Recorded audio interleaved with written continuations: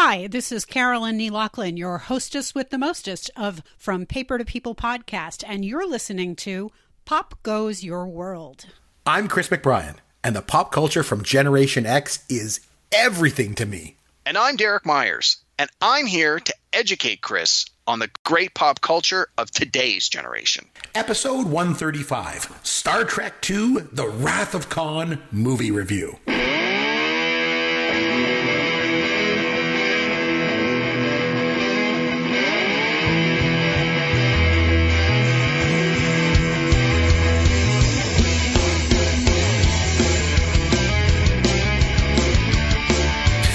Chris McBrien along with Derek Myers, and this is Pop Goes Your World, the pop culture podcast for the generations. You'll find Derek on Twitter at Amaron_DM, and you'll find me on Twitter at CMcBrien if you'd like to reach out to us. And popgoesyourworld.com is our website with all of our contact information. Derek, what's going on in the world of pop culture for you, my friend? Hey, Chris. Well, I've been exceptionally busy at work this week, and I haven't really had a lot of time to take in a lot of pop culture aside from watching Star Trek II, which we'll talk about in just a few minutes. The only thing that I've had a chance to do is listen to music, and normally I just listen to the radio when I'm working or a streaming service or whatever. I like 80s music. I like classic rock. I like 90s music. And so I just pick the streams. But earlier this week, I don't know why, but I decided I'm going to go sort of back through my music library and listen to some bands I haven't listened to in a while that maybe don't come up on the streaming services as frequently. And one of the bands that caught my eye was Nine Inch Nails, which followed up on our podcast from last week about cover songs. One of the ones on my list was Closer, originally by Nine Inch Nails, was covered by Johnny Cash. And so I sort of had Nine Inch Nails on the brain. So this week I had a chance to go back and listen to a couple of the earlier albums, Pretty Hate Machine from 1989 and The Downward Spiral from 1994, which are my two favorite Nine Inch Nails albums. And it was like a walk down memory lane. As good music often does, it triggers a memory sensation, and it's like, oh well, what does this make you think of? When this song was big and you heard it every day on the radio, what were you doing in your life? And so those two albums were both at times in my life that were very pleasant. It was my first year of high school, my second year of university, so really good times. And so it was in a week where I had a lot of work and a lot of difficult challenges and tight deadlines, to have these positive memories sort of flooding back in just from listening to this music was a real pick-me-up this week. So I didn't really have a chance to watch anything on TV, didn't really have a chance to watch any movies, but the music of Nine Inch Nails got me through this week. And I encourage people who are fans of the band, if you haven't listened to them in a while, go back and give them a good listen. Nice. I like that one. My wife and I needed a new show to watch, like to binge watch. So we started watching Orange is the New Black. Have you ever seen that? I have not. My wife watched all the episodes and recommended it, but I never got around to it. So we wanted to find something new. I really like it. It's really, really good. The writing is just top notch. The performances are great. The casting is just impeccable. It is something else. I really enjoy it. Now, we're only about 5 or 6 episodes into season 1, so we just kind of really got started. But so far, I've really enjoyed it. So you'll be very proud. It's something that I'm watching that takes place after 1989. That's really something for me. There you go. Yeah. Before we get started with our movie review, it's time, of course, for... Here's your dad joke of the week. Okay, here it is. Derek, how many ears does Spock have? 2. 3. The left ear, the right ear, and the final frontier. Ugh. Gosh, jeez. Oh, man. Left, right, left. Black guys help the white guys. Hare Krishna, Krishna. Death before disco. Yeah. Should have called him the dork. I'm better than you. I can do whatever I want. It's like going into Wisconsin. You just broke my force field. Yeah, well, I got that kicked out of me in Wisconsin once. Forget it. Yeah, you win. Son of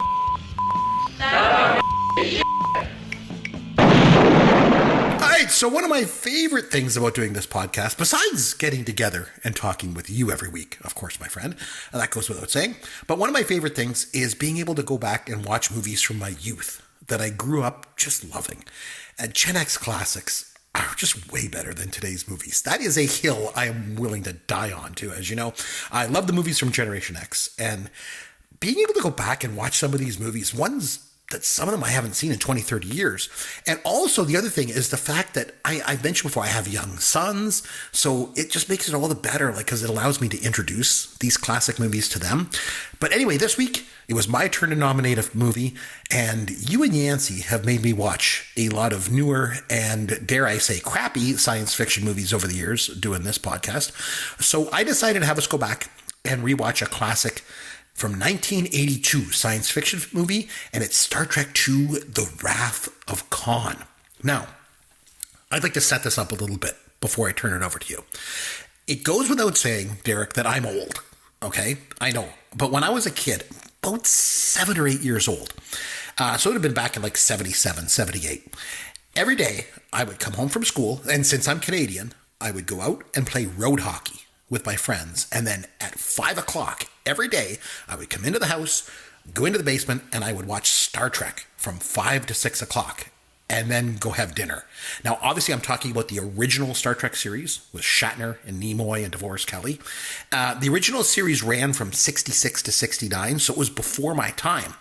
But the series experienced a rebirth in the mid to late 70s because it ran in syndication. And it became more popular during the mid 70s than it was when it first ran. I mean, the original series only lasted 3 seasons and got canceled. But like I say, the series got really popular in the 70s on syndication.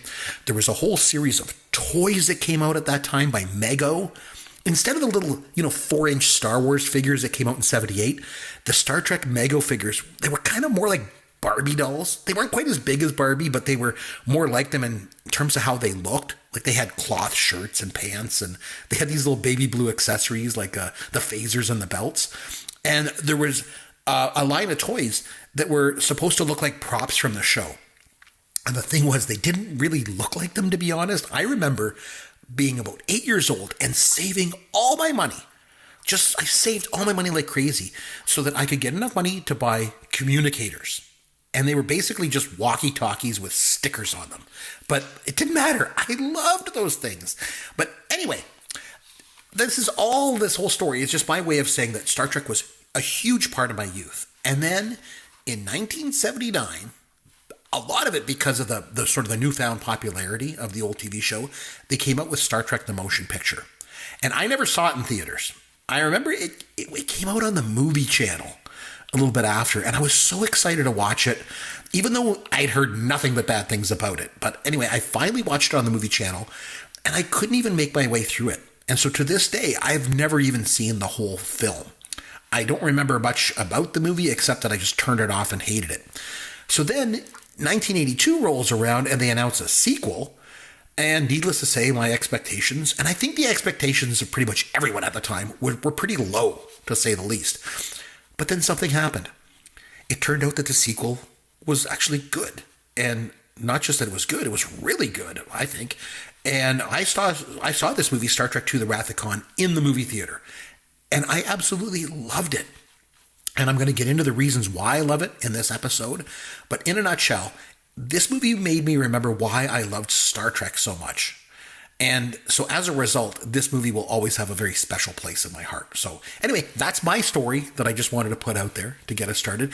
Derek, can you share your experience with this movie before we get into the full out review? Yes, absolutely. Let me sort of unpack a couple of things that you mentioned or comment on a couple. Yeah, I gave a lot there. So you talked about Star Trek toys.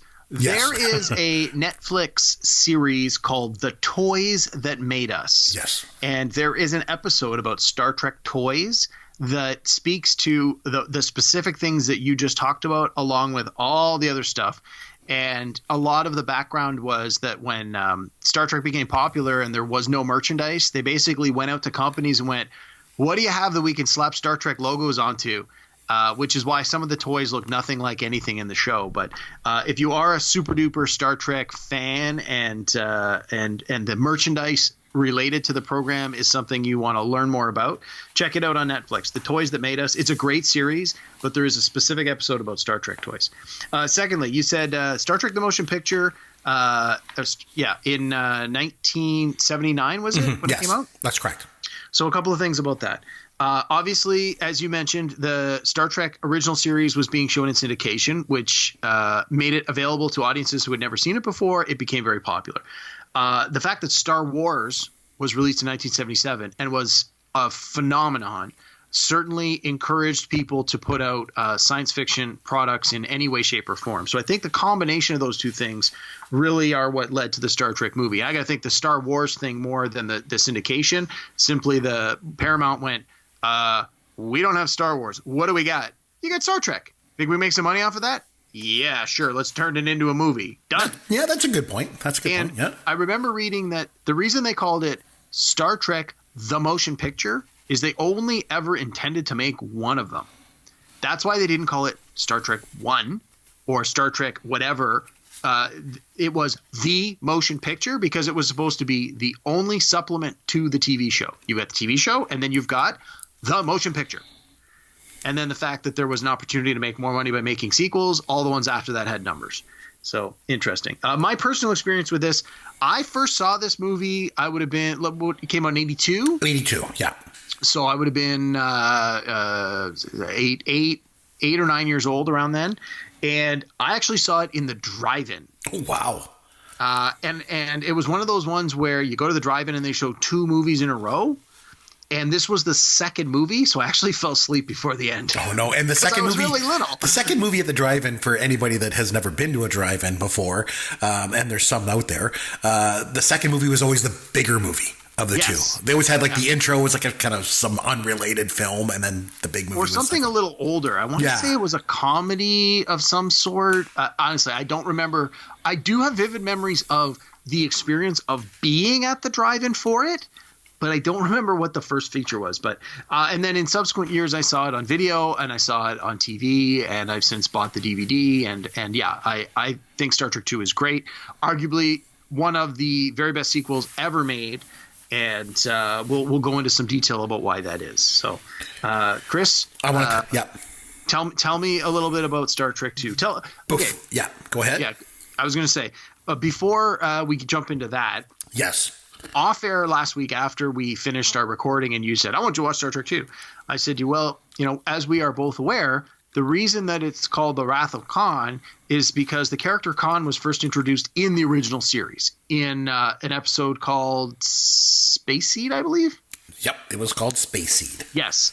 And so the part of what makes this sequel such a great sequel is it's actually a sequel to an episode from the TV series.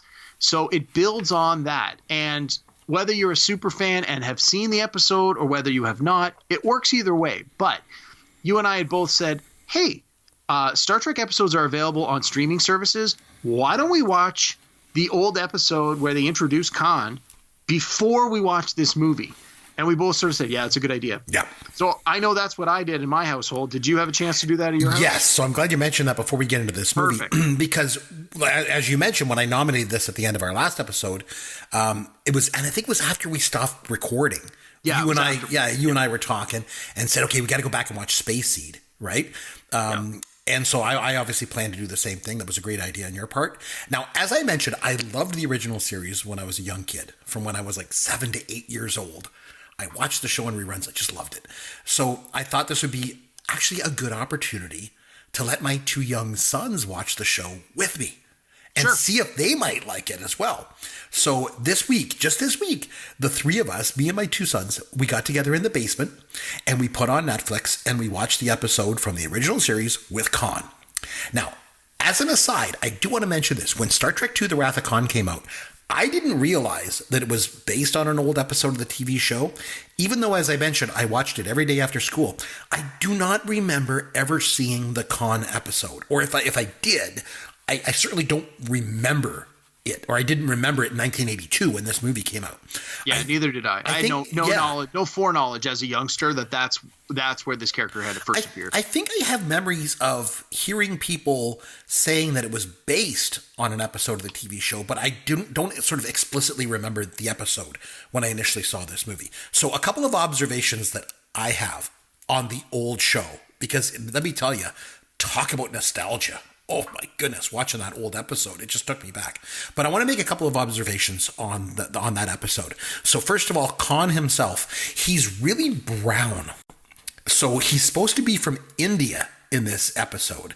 Yeah, I think they say he's like Persian or something. I know. I think he was from India, if I'm not mistaken. And somewhere in that neighborhood. Yeah, and he had taken over like a quarter of the world's population and was leading it. Kind of like he was like the Roman Napoleon Empire. Alexander, Napoleon, exactly. Yeah. And the thing is, so he's supposed to be from India, and he's really brown. And Ricardo Montalban is Mexican. So I just figured, like, you could tell they put a lot of dark makeup on him, because his complexion is quite dark in the episode. So that was one takeaway that I had. The second thing that kind of struck me is the female character, who's the historian, and she was aware of all of human history from the 1990s, is of course named MacGyver's. Yeah, I laughed at that too. Which I thought Star Trek could always see into the future, couldn't they? I thought that was interesting. And then the other thing that really struck me was the scene where Kirk and Khan fight each other.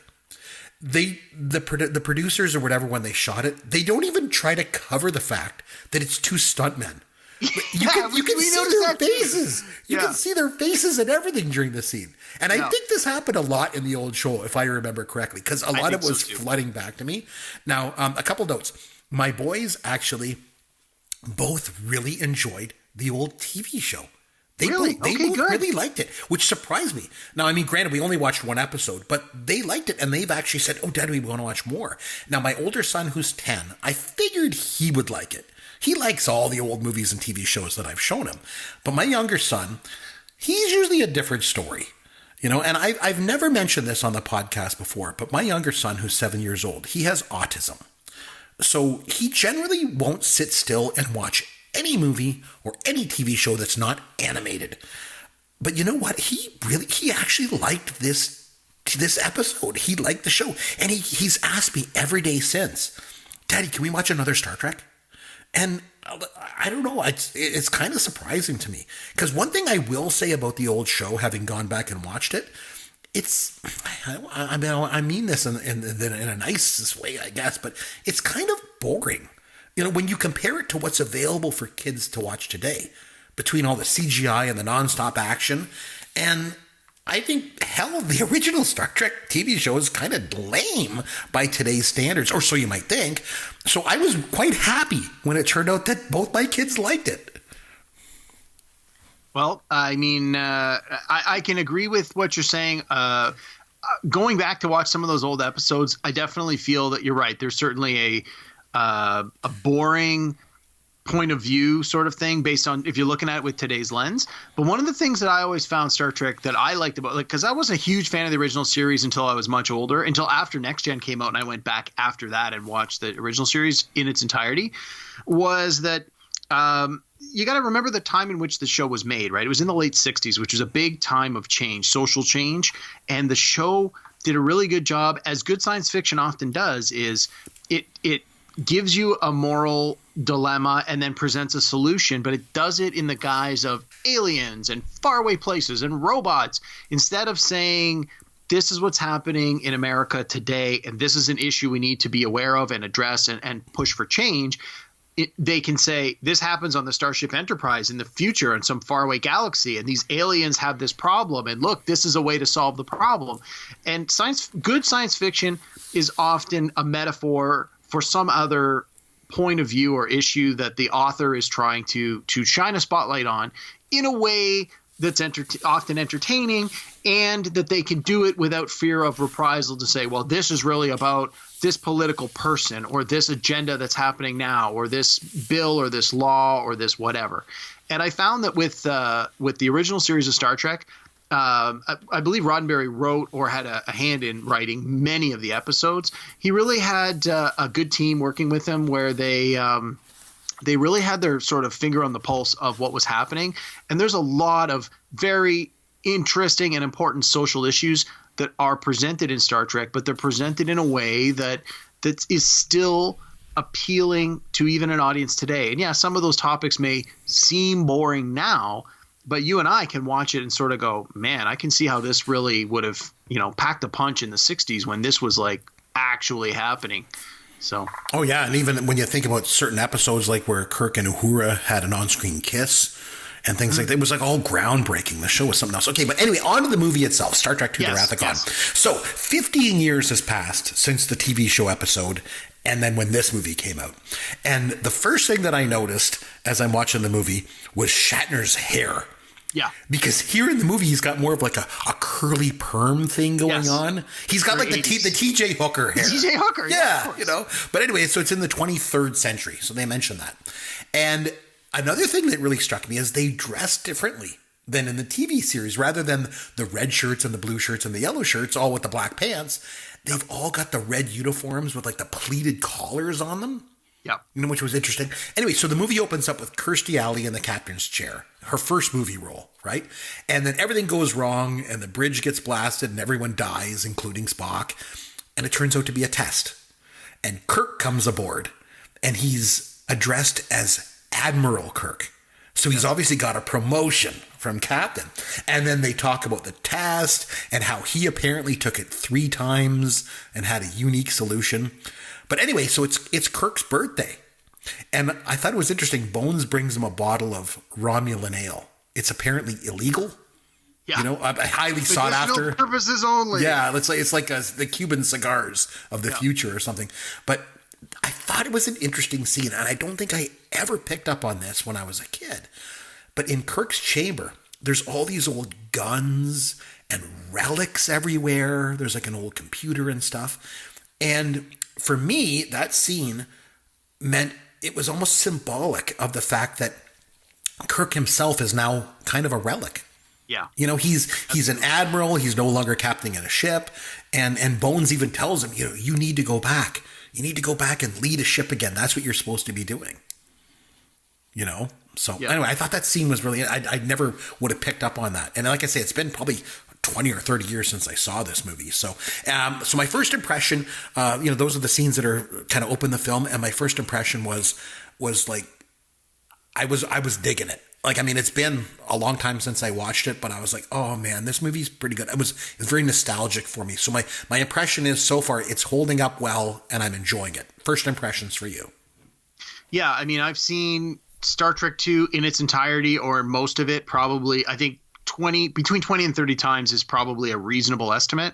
It's one of those ones where if it's on TV and I catch it halfway through, I finish watching it, or, hey, I got 20 minutes to kill. What's coming up? Hey, I'll watch the first part of Star Trek 2. So I've never seen it on TV. I wish I would. I wish I'd run into it. Oh, I wish.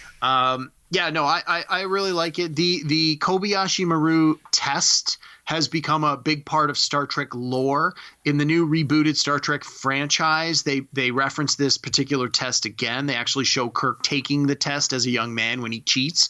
There was a Star Trek novel. So they wrote hundreds of Star Trek novels that were licensed out in the 70s, 80s, and 90s. There was actually a novel called The Kobayashi Maru, and it's Scotty, Chekhov, Sulu, and I think Mr. Spock are like going somewhere on a long journey, and along the way they each tell their story of how they tried to defeat the Kobayashi Maru test. So it's basically a story told in 4 parts, and it was fascinating. It was so interesting. Like, I didn't read a lot of the Star Trek fiction. It wasn't really my thing, but just the concept of this no-win test and the idea of how different people approach the problem differently was a fascinating topic to me. And so whenever I watch this movie, it just reminds me of this whole idea of the no-win scenario. And then he even says, he goes, you know, the whole point of the test was it's a no-win scenario and every captain should have to face that. Did you not consider that? And she even says, no, I hadn't considered that. And he's like, well, don't you feel that how you handle death is as important as how you handle life? And she's like, well, no, as I said, I had never thought of that. So, I mean, it's an important lesson. And I think that it's a big part of the movie, right? The whole idea of everyone has an ending. Everyone will eventually die. And how do you face that scenario? So it was a good way to set up the movie with a test of how you handle death. And then there's this movie that really deals with the death of these characters and the death of Kirk's career and the death of his nemesis and potentially the death of all of them. So yeah, no, the story is is really told well. It's really set up well. It is. And it's funny you mentioned death, because the flip side of that is obviously life. And it's a big part of this movie as well, because there's that spaceship where the scientists are building the Genesis. Yeah. And which is a module that generates new life on a lifeless planet.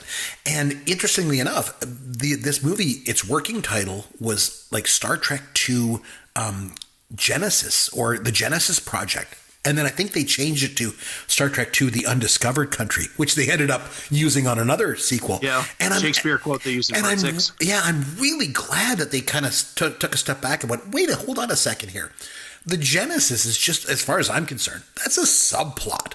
Absolutely. That's a subplot. What's really going on here is Khan against Kirk. That's the key. And so when they took that tack, and then it was all about Star Trek II, The Wrath of Khan, I think that's where they really hit it, you know. But speaking about the Genesis, the young guy that plays David, that plays, you know, as we learn who he is, it's Merritt Buttrick was the actor's name. Sure. I don't know if you ever remembered him. He was in Zapped and he was in Square Pegs. He was in Zapped? Oh, yeah. Scott Baio? Yes. He was like the kind of like Valley guy kind of guy with the, like, he had like these things on his hair and he was doing a poem in class. And he was. I don't remember the movie that well. I just remember certain sequences of the movie. Yeah, and he was in Square Pegs. He was a very unique actor. I recognized him right away. And I think he probably would have gone on to have a much sort of longer acting career. He actually died of AIDS in 1989. But really? Yeah. In this movie, though, he's opens up, he's talking to Dr. Marcus, and you realize right from the get-go that she's his mom. And then she mentions how she kind of goes around it, and you realize she used to date Kirk. And it's just kind of alluded to in the early scenes. Yeah. You know, but I probably no surprise. I mean, if you think about the early TV episodes, Kirk got around a little bit with the ladies. You know, I mean, he dated women. There was such a thing aliens. As space herpes. Kirk has it. He dated anything that moved, really. I mean, but anyway, so really cool opening scene they go into is when Chekhov and Terrell, who's Paul Winfield from the Terminator. That was another good actor. I liked him too.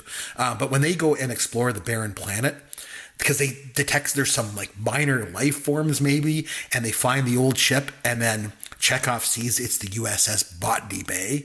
And it was really cool because my sons, we had just watched the episode. They're like, Botany Bay, Dad, it's the Botany Bay. I didn't tell them anything. Right. So they were like, oh my God, Dad, it's the Botany Bay. And so I thought it was really cool. And then I love how the people come into the ship and the leader is wearing like a keffir and a mask, and he removes them slowly. It's just such a great reveal, you know? Yeah. And then the thing that was interesting was Chekhov and Khan recognize each other, even though Chekhov wasn't on the TV show yet. Yeah, I was going to say. When that episode came out. Yeah. So I had some nitpicks, and so I'm going to bring this up now then. So there was a series of books, like paperback books that were released called The Nitpicker's Guide to Star Trek. Okay. And it was a super fan in like the early 90s who put out a series of books. He put out a Next Generation, the original series, the Star Trek films, and he went through episode by episode and he pointed out every continuity error, every flaw, every filming mistake, editing error. Some of them were like incredibly minor. Other ones were pretty big loopholes that once you read it, you're like, well, I'm never going to be able to unsee that part of it. And so I try as I might, I know I have the book somewhere. I can't find them. So now whenever I watch movies, I'm like, oh, I'm going to nitpick. That's where I always picked up that term nitpick. But the two nitpicks I have for this movie is the one you just mentioned. So in this movie, Khan says, I never forget a face, Mr. Chekhov. But as you mentioned, Walter Koenig, the actor who plays Chekhov, did not appear in the actual Space Seed episode. No, I don't even think he was cast in the show at that point. No. However, he was not in the early episodes of the show, but I believe he was like a regular recurring player in the second and third seasons. And I think Space Seed is from season 3, if I remember correctly. So it's from season 1. It's from season 1? It's season 1, episode 22. Oh, okay. I thought it was season 2. So yeah, Chekhov wasn't even around at that point. So that's that. My wife and I said that. We're like, yeah. Well, if Chekhov is a part of the crew, maybe it's just, his day off. Like they can't possibly be expected to work 7 days a week. So just because he wasn't in the episode doesn't mean he wasn't on the ship or maybe in the lunchroom when everybody came in and, hey, we picked up these guys and, hey, what, like a little bit of social. But yeah, the actor himself, the character himself did not appear on screen in the actual episode. So that was a big thing. The other one was about Botany Bay. In the episode Space Seed, they originally find the ship, derelict ship, the Botany Bay, where all the people are in hibernation, and the Khan wakes up and he comes on the Enterprise. He reads all the technical manuals, so he knows how to take over the ship. Right. And then eventually Khan goes back to the Botany Bay, wakes up all his people, and brings them onto the Enterprise. And then they make a point in that episode of saying they jettison the Botany Bay away from the tractor beam because they don't have any need for this. They're going to just steal the Enterprise. So in this movie, when they're like, oh my God, it's the Botany Bay. Oh, right. What did they do at the end of Spacey? Did they go back in space, find it, ship? Okay, Khan, here you go. Here's your old ship again. And hey, maybe they did. Maybe there was something on the ship. Like the whole idea of the original ship was they were going to go and find some new place. So maybe there was like supplies to set up a new colony. I don't know. And if there was, then makes sense to go back and get the ship. But it was, again, it wasn't something shown or talked about on screen. And I'd never picked up on that before. But as soon as my wife and I were watching it, she turns to me, she goes, why would those things say SS Botany Bay if they got rid of the ship? And I was like, excellent point, honey. Maybe it's one of those things that like the science fiction nerds will explain, like the Botany Bay just kind of, they jettisoned it, but they got sucked into the gravity of the planet right there and landed, and then they put them down there or something. Yeah. Anyway, who knows? But I'm not going to overthink it. Exactly. I wanted to point them out. Those were my two nitpicks. Yeah. So, yeah. So I just want to go back to the reveal for a minute, because when Khan comes in and does that reveal and you see him for the first time, it's just such a great scene. But a couple of things came to my mind when he did that. So the first thing was Kirk isn't the only one with a new hairdo, because Khan's got all this like long gray hair, and the other thing is he's a lot whiter than he was on the TV show. Like I mentioned, the makeup department had him pretty dark in that episode of the TV show, but here he looks kind of like a white guy. Yeah, exactly. Well, so speaking of white guys, in the original episode, they described the crew of the Botany Bay as genetically enhanced super soldiers, for lack of a better term, who ended up taking over the various countries around the world. But they described them as basically being of all sorts of mixed ethnicity, which you would expect. Like, the person who's from Asia is going to look different than the person who's from Scandinavia, is going to look different than the person from Africa. And if they're all over the world, that would make total sense. And in the TV episode, they make a point of saying that, even though there doesn't look like there's a lot of multiculturalism going on. True. But in this movie, there's even less. It's like all whiteies. All white guys, yeah. And only Khan and that other one guy, the blonde guy, they're the only two that speak. Because, again, if the actors say anything on screen, they got to get paid more. Right. So they got to make more than scale. Like, you notice nobody else on Khan's crew says anything? Not a single word. Maybe it was a budget thing. I don't know. I'm sure it was, but it was just, it's sort of, once she pointed, it's one of those things like, once someone points it out, you can't unsee it. So she brought it up pretty early in the movie, and I'm like, oh my God. Oh, I like that. Sorry, I'm ruining that for everybody from now on when they watch Star Trek. No, that's a good point. I like that. So right after that scene, Khan gets the scorpion things. And he gets the little babies. And he mentions that they killed 20 of his people, including his wife. So we have to assume at this point that he's referring to MacGyver's. I would assume so, yeah. Because she was banished to join him on the planet, or she had to face a court-martial for helping him, if you remember. And interestingly enough, the actress that played MacGyver's on the TV episode was Madeleine Roux, and she suffered from MS around the time that they started shooting this movie. So she was confined to a wheelchair. Okay. And so she didn't do the movie. Now, I'm not sure if they just didn't write her into the script, or like, I'm not sure exactly why, because she was still acting at the time.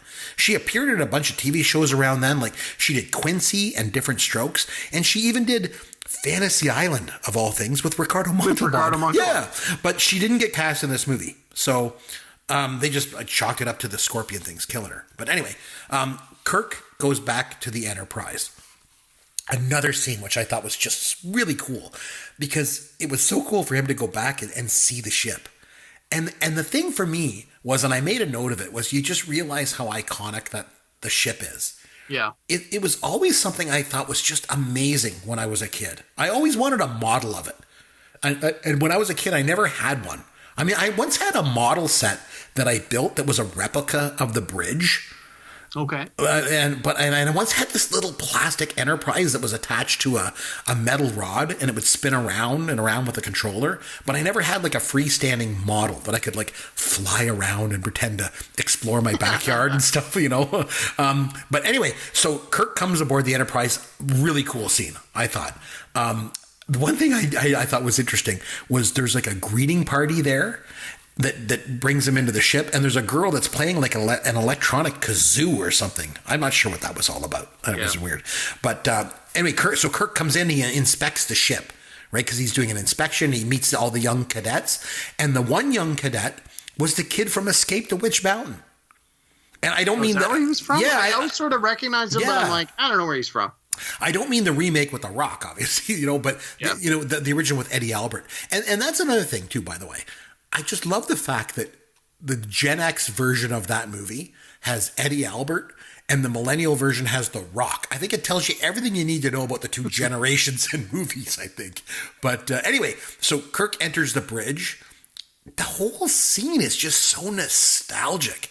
And it made me think that it's almost as if Star Trek the Motion Picture never happened. Maybe that was the intent. And I wouldn't blame them, you know. It's just like that whole movie didn't happen. It just went from the TV series to the sequel here. I also liked how nervous Kirk was when Kirstie Alley captained the ship as it takes off, because Bones is like, "Do you need a tranquilizer?" Yeah. That was pretty cool. But anyway, so Khan gets Chekhov. He gets him under the power of the mind control little scorpion thing, and he gets him to tell Dr. Marcus that she's supposed to send Genesis to the Reliant. That's the Starfleet ship that Khan took over. Right. And I love the political angle that they take here, because David says scientists have always been pawns of the military. And I thought it was a great line, because as you mentioned, Star Trek, it's always been, it was very timely, the series. It was also a very political show. Yes. You know, I remember it was always about exploring human nature and how different life forms have human qualities. And one thing I'll never forget, I remember when I was an undergrad, I took an anthropology course, and my prof referred to Star Trek as the ultimate anthropologists. And it always stuck with me, that observation. Yeah. So Spock and Kirk talk on the Enterprise, right? And Spock mentions how, I thought this was important, how he mentions taking a promotion was a big mistake for Kirk to do. And how he was meant to captain a ship, just like Bones had said earlier. And then they share the famous line, "The needs of the many outweigh the needs of the few, or the one." And Spock mentions that, right? And then, so Spock is in charge of the ship when it was sent out on like a training mission. But now that they have to go looking for the Reliant, it's like active duty. So the ranking officer, which was Kirk, should be in charge of the ship. So Kirk is back at this point, which is really cool. And then Khan, of course, has the Reliant, and all he needs to do is just use it to go and just find a more inhabitable planet for him and his people. But no, what kind of movie would that be? You know, Khan wants revenge on Kirk, right? Of course he does. You know, and Khan's people don't agree with him. Or I should say his one person doesn't agree. The one person who's allowed to speak. The one actor who's not making scale disagrees with him. But Khan wants revenge. And he's obviously filled with a lot of wrath, that Khan, I tell you. Yes. But the other thing I thought was interesting is then Khan mentions an old Klingon proverb that he says, "Revenge is a dish best served cold." Not really sure if it's an old Klingon proverb. I'm pretty sure it was used in The Godfather, actually, but not sure. But anyway, so I'm about halfway through the movie at this point, and I have a few observations. As I mentioned before, I get it. Compared to today's standards, this movie might be considered slow. You know, maybe even boring to some. But I keep going back to this. You know, every episode we do this show. This is what I like about Gen X movies so much. It's not all nonstop action and just things flying at you a million miles a minute.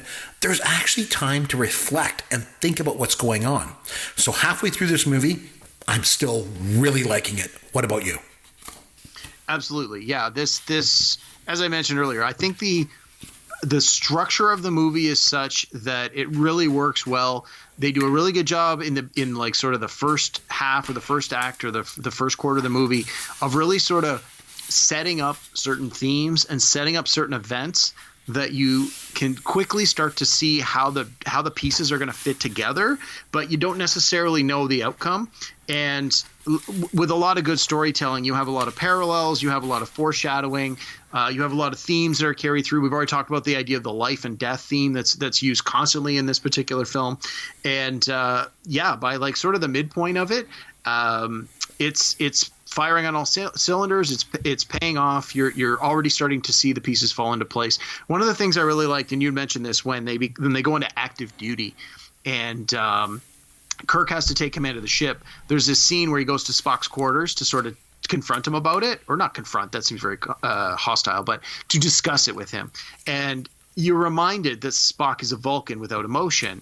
And he says, like, Jim, you act from a place of emotion. I don't have pride to be wounded. The logical choice is that the senior officer takes command. But it's interesting that this friendship between these two people is such that even though Kirk knows that he is a quote unfeeling Vulcan, he still does what any good leader would do, in that you have that discussion with the person, and not just walk in and say, I'm taking command because I'm the senior officer. So to me, that sort of really just emphasized that it's 15 years after the original TV show, but these two men are still very good friends and have a very long history together. And that really continues to pay off through the course of the movie, especially at the end. Yeah, and it's 15 years after the original series, but all the old cliches are still here too. Because especially Scotty, he's like, I'm hanging on as best as I can, sir. I can have auxiliary power back in a few minutes. The system's lit up like a Christmas tree. Just don't give me too many bumps. And I'm like, this is exactly like the old show, And another cliche from the old show is here too. And that's Shatner's overacting. So the two things came to mind for me. The scene when they get the Reliance code so that they can override the computer system. No, I love that scene it's so much. Good. And Khan wants the Genesis info, I think he wants. And Kirk's line is, here it comes now. And apparently he overacted that line so much they had to get him to say it over and over and over again until finally he just got tired and just said it more normally. And that's the take that they used in the final edit. And then, of course, the other example of Shatner's overacting, which is one of the best lines of the whole movie, is when he yells, "Khan!" It's just so funny, man. Oh, jeez. So a lot of the cliches and a lot of the things that made the old show so popular were in here and in the movie. So I thought of a couple other little nitpicks about the movie itself that I want to read. Not really necessarily nitpicks, but observations, critical observations.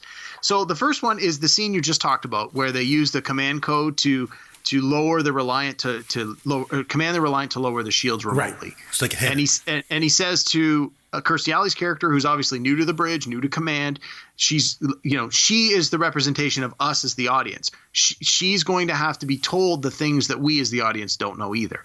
And they say, like, this is how things work. Every ship has like a computer lock code so that people can't just hack it. And if you know the code, though, you can hack it. The code's only 5 numbers. How hard is that to hack? Right. I guess in 1982, that seemed like a really secure way to do it. But my wife, again, I'm watching with the wife. She turns to me. She goes, how many combinations is that? That's not very many. In a time when they have supercomputers and they're doing, faster than light warp speed travel, you telling me their computer can't figure out that many digits and just is the first time you come across every ship, run all the combinations. Found it. Okay, we're up. Yeah, it's not like it had to do a CAPTCHA or anything. Yeah, it wasn't even any letters. It was just numbers. Exactly. So I was like, okay, so that was one thing that, again, after many viewings and watching it in a time 30 years later when real technology has advanced, that seems a little bit archaic. The other one that I was, of course, it's totally eluding me now, but it'll come back to me. Nope, totally forgot it. Okay, we'll move on. And when I remember it, we'll jump back in. No worries. So the kid from Witch Mountain dies.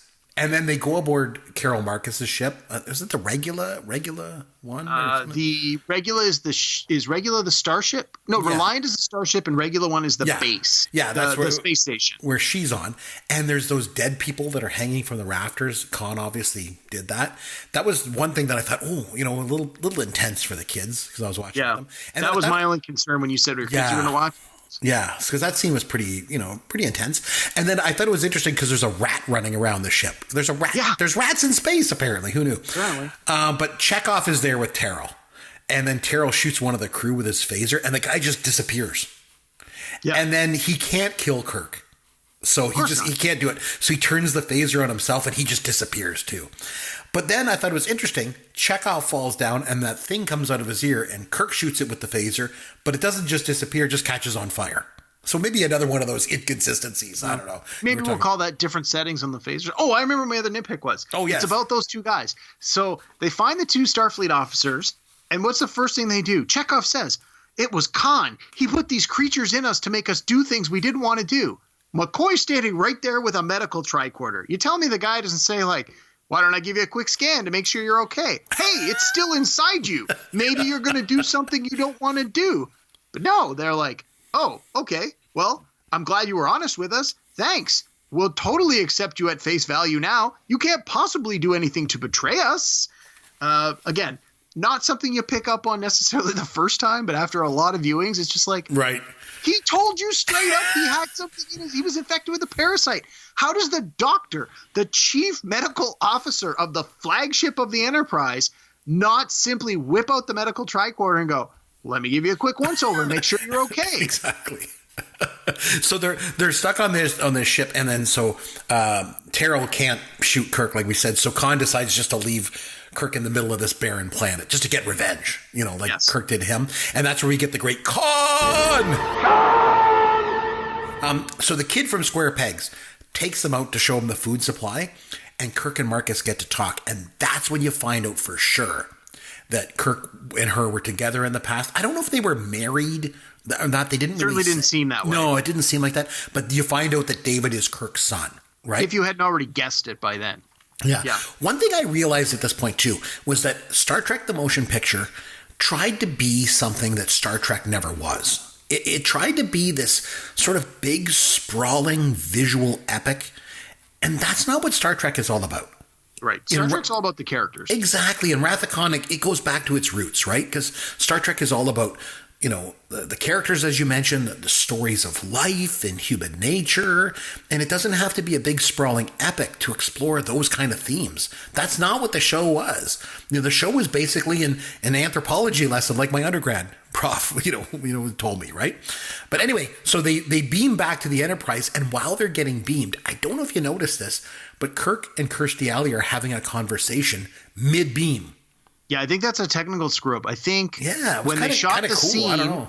What I suspect, again, I have no corroboration on this, but what I suspect happened was when they shot the scene, the actors were standing on the transporter pad of the Enterprise, and the director said, go. And they immediately started talking. When really what they should have done was stood there without speaking for 2 or 3 seconds to allow for the transporter special effect. Right. And by not doing that, they basically they were like, okay, we got to put in the transporter effect. Well, it's going to be about 3 or 4 seconds. And they're like, they're already going to be talking by then. So they just let it fly. And you hear the voices get all wobbly and stuff. And that's like one of the only times in Star Trek that ever happens. I do not think it was intentional. I think it was a total screw up, and they just did the best they could with what they had. Yeah. So a couple things that I noticed. Khan was wearing a necklace that had an Enterprise logo on it. Yeah. Not sure. Well, Starfleet. Starfleet. Sorry, Starfleet. No, I don't know if he got that from his wife's old Starfleet uniform or what it was. I'm not sure. And the other thing I noticed was, even though it's the 23rd century, David is wearing a sweater tied around his neck like it's 1982. Which I thought was really funny when he walked into the scene. But when they go into was it the Mutara Nebula? Yeah. With the blue and the red clouds, and they go into it to lose Khan. Yep. And it was just like the old episodes where Kirk would use these different tactics to get out of these situations. Mm-hmm. And this was the first time, I think, that the Enterprise ever moved vertically. Because it allows them to sneak up on Khan, right? Yeah. So the first 2 or 3 times I saw this movie, I was quite young. I didn't understand this part. When he talks about, it's like Spock straight up says his pattern of attack would reveal 2-dimensional thinking, which Khan is not an experienced starship pilot. So it makes sense that wouldn't occur to him to think in 3 dimensions. But he even says, he goes, well, he is quite smart. They reference a few times how he's like genetically engineered to be superior intelligence. They tease him, right? Khan, the superior intellect. I'm laughing at you. But when they say like to go up and down X number of kilometers to gain that advantage. Yeah. The first couple of times I saw this, I didn't understand it. It wasn't until a few viewings in and I got a little older that I'm like, oh, I totally get it. And it makes perfect sense. And it's one of those things in a lot of sci-fi that is never, in my mind, addressed correctly. 2 spaceships coming from 2 different points that meet in outer space. What are the likelihood? What are the odds that the 2 ships would come with the same orientation? Right. Like almost none. One ship's going to be upside down compared to the other ship. Always. It's going to be off on some funny angle. And in outer space, there's no gravity. So sci-fi always says the ships have artificial gravity. So that's great. But it's still going to look upside down from one ship to the next. And that's just something that in these shows never happens. But in any case. So one thing I want to mention is my liking of Star Trek is limited to 2 things and 2 things only. This might be surprising. But they are the original series, as I mentioned, and The Wrath of Khan. I never saw the motion picture. I watched part of it and just hated it and just stopped watching it. And I've never seen any of the other Star Trek movies. I've never seen an episode of The Next Generation or Babylon 5 or Deep Space Nine and whatever they're called. Any of those other incarnations of the show. It's the original series and Wrath of Khan. That's it for me. So Babylon 5 has nothing to do with Star Trek. Okay. Deep Space Nine was one of the spin-offs of The Next Generation. Just got to point that out because it like burned my nerd brain for 2 seconds when you sort of lump them all into the same category. Oh, okay. Well, anyway, like I say, I've never watched any of that other stuff. It's just those 2 things. But anyway, back to the movie for a second. Khan's ship is like destroyed, right? Because, Kirk gets him and shoots it. And he's all bloody. His crew's dead. And he knows he's done for. So he activates the Genesis. So it's going to destroy all the life in its path. And Khan delivers the line, "From hell's heart, I stab at thee," which is from Moby Dick. And in the opening scene, I was taken back instantly to the opening scene when Chekhov and Terrell go into the Botany Bay and they see a stack of books on the shelf and Moby Dick is on top. Yeah. So obviously Khan's been reading those books and he quotes Melville here. But anyway, so the Enterprise has to get out. They can't get out. There's an engineering problem and there's radiation and, no one can go in. So Spock goes in, he saves everybody and they get away. And then Kirk goes to see him, and the best line of the movie, once again, the needs of the many outweigh the needs of the few or the one. And Seinfeld, I remember on an episode, used that line. And I personally have used that line numerous times in my personal life. I say it all the time. It's good advice. It's true. And I always say, I'll say that line, and then I'll say, that was Wrath of Khan, of course. But I also like the exchange here that takes place between Kirk and David, because Kirk says they're just words. And David, I think showing that he's actually wiser than his dad, says they're good words. That's where ideas begin.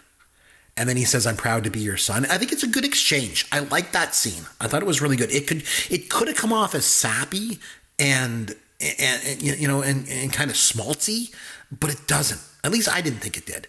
And then Bones with another great quote when he says, "He's not really dead if we remember him," which I thought was good. And then Nimoy's voice ends the film with the dialogue that used to open up every episode of the old series with "Space, the final frontier, bold to go where no man has gone before." Kirk always delivered that speech at the beginning of every show, but here Spock says it. I think it's a great way to end the film. Once again, it's like a throwback to the original series. Yeah. So. I want to just, since we're getting to the end of it, I wanted to talk about the parallels. So we talked, I mentioned earlier, like, good storytelling will often have, parallels throughout and foreshadowing, that kind of thing. So at the beginning of the movie, Spock gives Kirk a book for his birthday. And through the course of the movie, you see Kirk reading the book. And at the end of the movie, you see him finishing the book. And then at the very end of the movie, he actually quotes the book. So the book was A Tale of Two Cities by Charles Dickens. Right? Tale of Two Cities? Yep. Have you ever read Tale of Two Cities? Are you familiar with the story? Yep. Yeah. So Paris and then London. Pardon me? It's Paris and London, the two. Yeah. Yep. And then it's been a long time since I've read the book, but I believe that at the end of the book you have two characters. A character who is supposed to be hanged or executed switches places with somebody else. Or somebody chooses to switch place with the person who's sentenced to death because it's the right thing to do. It's this whole idea of the needs of the one and the needs of the few and all that jazz. And it parallels very nicely with the story that we're seeing with Kirk and Spock. And then Kirk even has the line, it is a far better thing, rah, rah, rah. And that's the final line of the book. That's the thing, do you have any final words before he execute you? That's what the guy says in the book. And so I just found it. Again, it's one of those things that a lot of the audience is probably not going to get, especially if you've never read the book, the Tale of Two Cities, that is. But if you have, it's just another layer of that life and death theme, the sacrifice, the needs of the many, the needs of the few. It's really woven into the story in a very creative and clever way that totally works. And again, it's just one of those reasons that this is such a great movie. Is it's not just a sci-fi shoot 'em up. Aliens show up and we blast them with our phasers and we go flying at light speed. It's a really nuanced story. It's about these characters. It's about their development. In this case, it's about the death of one of your favorite characters and how his friend handles the death. And like every time I watch this, the funeral scene where Kirk's giving the eulogy, you just sort of, I'm not crying, you're crying. I got something in my eye, right? It's like it's touching because you know these characters and you know that these two guys were best friends and each would have sacrificed the other to save the ship. And that's a recurring theme in a lot of the newer Star Treks is, your first priority needs to be to the ship and the crew above all else. And they just do such a good job in this movie of really hitting that home. And it's just one more reason why it's such a great, great movie and a great, great sequel. I agree. Okay, so one thing I wanted to mention was when this movie came out in 1982, it wasn't this huge box office hit. It cracked the top 10 in domestic box office, but it only finished number 8. Just taking a look here at some of the movies that were in there. Officer and a Gentleman, Porky's, Arthur, were all ahead of Star Trek II, The Wrath of Khan. 1982 was a really good year for movies. Holy mackerel. There were some good ones. We'll have to, like I say, maybe take a look at centering out some years at some point and looking at those. But anyway, like back to this movie. Like a lot of movies that I get to go back and watch for this show, I hadn't seen this movie in like 20, 30 years, as I mentioned. And I thought it held up really well. As far as comparing to today's movies, I think it's better than a lot of the science fiction films that I've seen that have come out over the last decade or so. I thought the movie held up. I didn't think it felt overly dated. Like I mentioned, it's a little slower paced than a lot of today's movies, like Guardians of the Galaxy that you had me watch recently. But overall, I think it's a really, really good movie. There's a lot to like in Star Trek II, The Wrath of Khan, as far as I'm concerned. It stays close to its roots in the original series. I was really happy to go back and watch it. It took me on a nostalgic time trip. And I'm also glad that my kids liked it as well. So, like I say, I've said before, I'm a lucky guy that I get to do this show every week. So, I enjoyed it. You obviously I really liked it too. It's definitely it was good. One of my favorites. I don't know if it would make my all-time top 10. Probably not make my all-time top 20, though. I think that's probably fair. Yeah, I think we did an episode on sequels a while back, and it was one of the best sequels that I've ever seen. That's for sure. Yeah, absolutely. For sure. When we're talking sequels and only sequels, this definitely is in the top 5, probably in the top 3. And you could certainly argue it for number 1 best sequel of all time, although I think Empire Strikes Back probably takes Empire Strikes Back is the greatest sequel ever. Yeah, but this one is partially right up there. Yeah, this one's partially on its own merits and partially on the fact that the original film was just so crappy, so it's kind of both those things together. But no, I thought it was really good.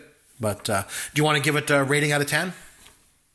Probably a 8.5 or a 9. Oh, I would give it an 8.5 as well. So yeah. I think we both agree on that one. So, no, it was really great to go back and watch Star Trek II, The Wrath of Khan. Really enjoyed myself. Anyway, on that note, let's have some fun with Caveman.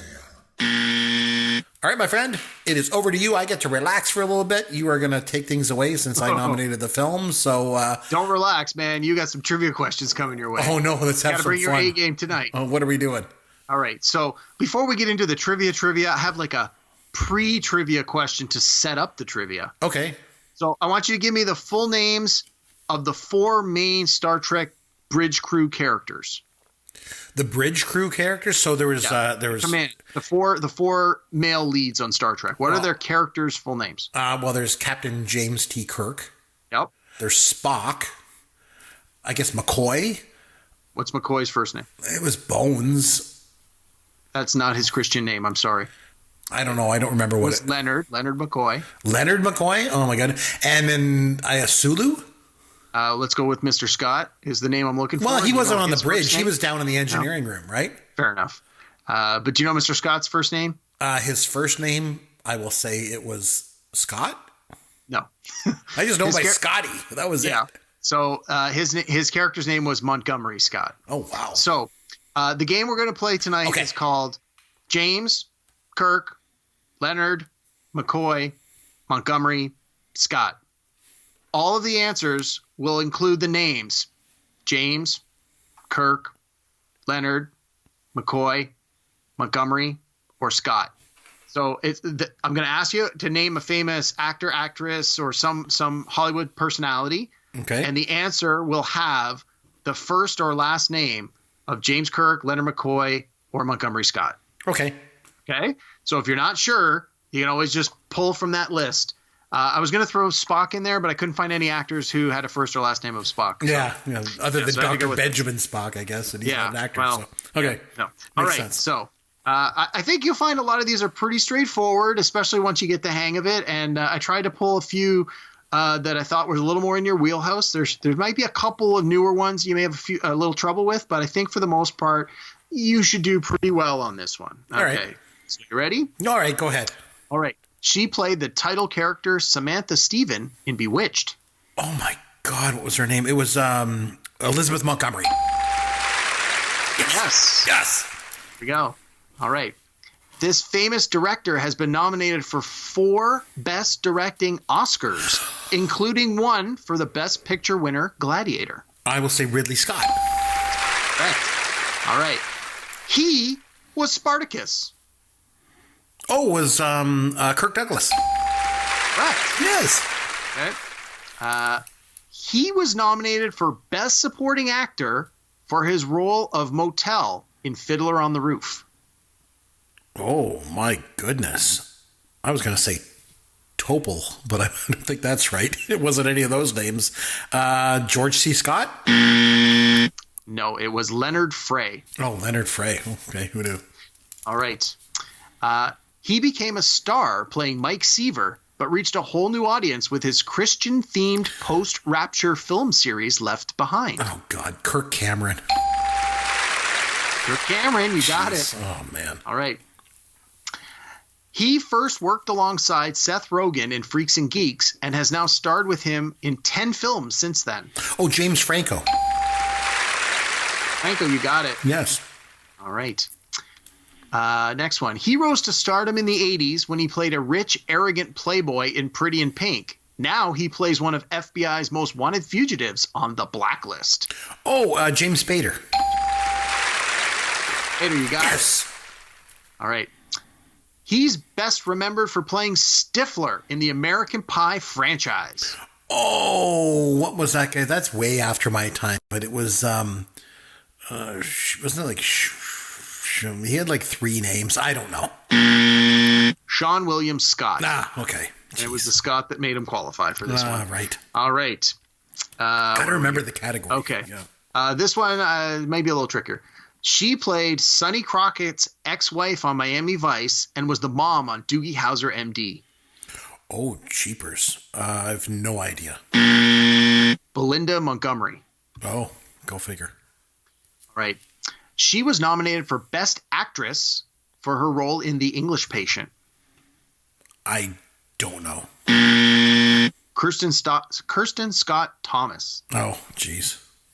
All right. This one might be a little tougher for you. It's a little newer. She played FBI agent Samantha Spade on Without a Trace and Carrie Wells, the police detective with perfect recall in Unforgettable. I know her. It's Poppy Montgomery. Yes. There you go. You get the Montgomery out of that one. Yeah. All right. Here's a nice slow one right over the plate for you. Before he was in charge of the Powell household, he played Fonzie's cousin on Happy Days. Oh, Scott Baio. There you go, Scott Baio. Yes, Charles in charge. If you had got that wrong, I would have never let you forget it. You would have been mad at me for sure. Okay. Oh, man. Okay. This Scott is best known for playing the young Professor X in the X-Men movie franchise. Oh, God. I haven't seen any of those movies, so I have no idea. James McAvoy. Oh, jeez. This Scott because he's Scottish. Oh, Scottish. I gotcha. Oh, well. All right. He played Dr. Wilson on the long-running TV series House, MD. I don't know. Robert Sean Leonard. Oh, that was the guy that played House? No, that's not No, the guy. that was Dr. Wilson. He was the friend. Okay. He's also in Dead Poets Society. No. All right. A couple easier ones coming into the end here. He played time traveler Dr. Sam Beckett in Quantum Leap. Oh, was this Scott Bakula? Yes. Scott Bakula. Yes. There you go. I had to think for. I got to always remember the category here. I got to remember all these names. Yeah. James Kirk, Leonard McCoy, Montgomery Scott. One of those names will be in every answer. Yep. All right. Just a couple to go. Okay. This one is really digging in there. Okay. He played Old Yeller's owner, Travis Coates, in the classic film. Oh, that was Tommy Kirk. Tommy Kirk. You got it. Yes. All right. He was nominated for a Best Actor Emmy 6 years in a row for playing Tony Soprano, and he won 3 out of 6 of them. James Gandolfini. James Gandolfini, Yes. You got it. Had to think All right. about it for a second. Yep. All right. Last question. I need 2 names to get this one correct. Okay. The 2 actors from the original Star Trek bridge crew who fit into this category. Oh, that's a good one. Leonard Nimoy.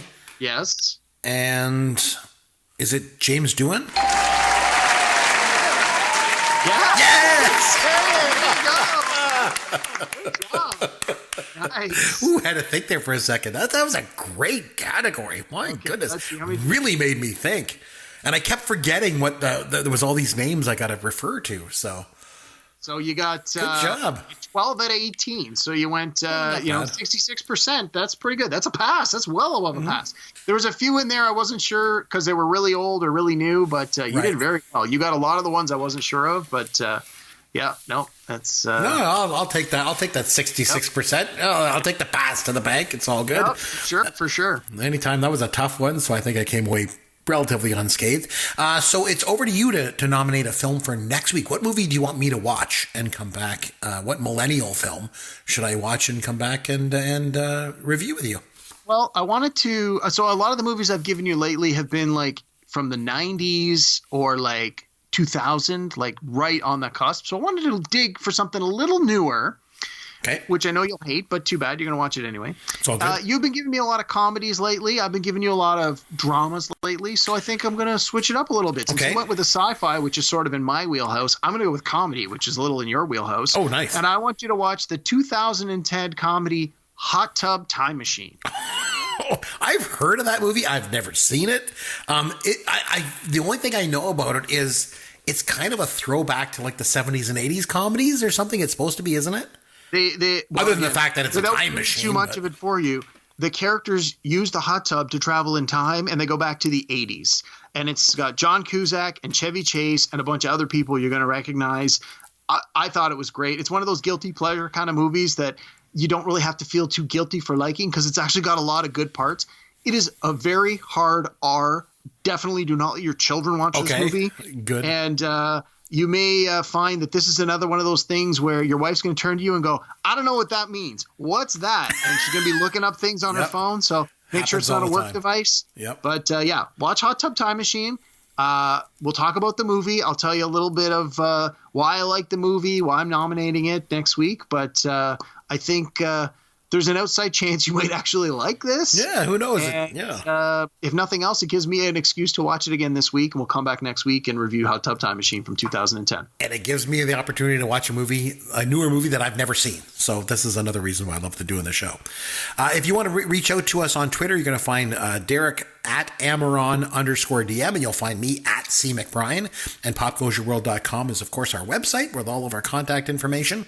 Until next week, this is Chris McBrien for Derek Myers saying thanks for listening to Pop Goes Your World, the pop culture podcast for the generations.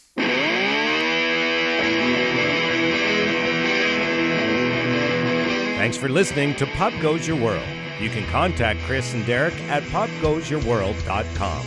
Please take a minute and review the podcast on iTunes or wherever you download and listen to the show.